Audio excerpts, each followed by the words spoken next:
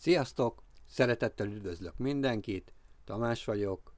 A mai contentben ismét egy piacos szerzemény, ezt a kis Philips hordozható kazettás felvevőt, típus szerint az N2204-est, a hangfalakkal együtt vásároltam. A jómúltkor nem volt egy nagy összeg, 300 forintot adtam érte. Igazából nem egy nagy értéket képviselő készülékről van szó. Manapság ezt úgy hívnánk, hogy diktafon. Gyárilag ehhez a készülékhez volt egy mikrofon is, de az sajnos nem volt meg az eladónál. Úgyhogy így vásároltam meg. És csak és kizárólag azért vettem meg, hogy ne dobják ki, ne az enyészeté legyen. Mint látjátok, nagyon ramaty állapotban van, nem is működött. Természetesen a szíjak azok már fekete kátránnyá váltak benne, illetve az elektronikával is volt némi probléma, de a legnagyobb gond itt is az állapot volt, mint látjátok, az elmúlt 50 év rajta hagyta a nyomát, kívül-belül. Belül úgy döntöttem, hogy amennyire lehetséges, letakarítom az egész mechanikai részt, illetve átnézem az elektronikát. Itt a képeken láthatjátok, hogy teljesen ripityára szedtem az egész mechanikai részt, lebontottam róla az elektronikát,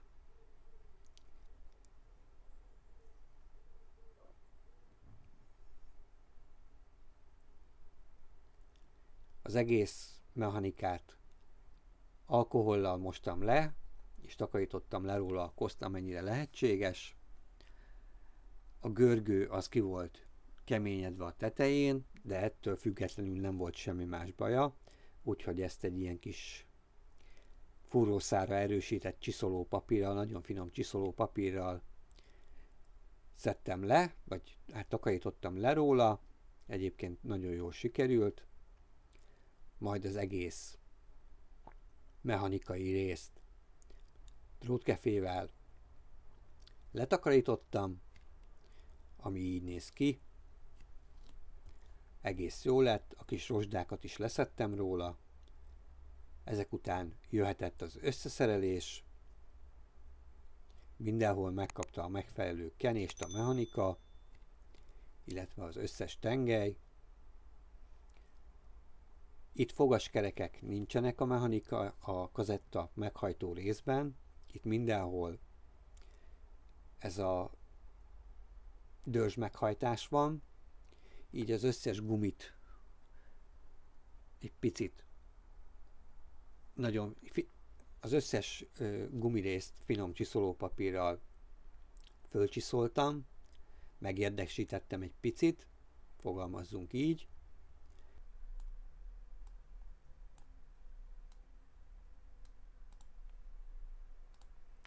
Természetesen voltak olyan részek, amik egy kicsit nehézkesek voltak, például ezt a feszítőrugót visszarakni a helyére, amit egy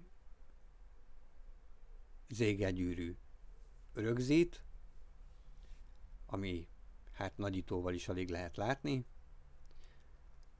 de végül is sikerült összerakni. Kapott 2 szíjat, ami nem gyári, illetve az elektronikája, aminek a hibája annyi volt, hogy le volt szakadva egy vezeték. Amint visszaraktam, onnantól kezdve már működött is a készülék.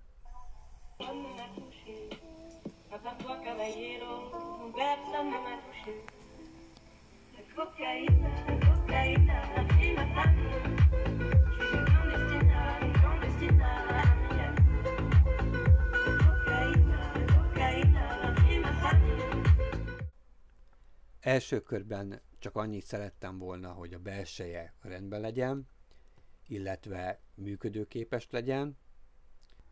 A külsejét majd akkor szeretném rendbe rakni, ha megjöttek hozzá a gyári szíjak. Köszönöm szépen a figyelmeteket, találkozunk legközelebb. Sziasztok!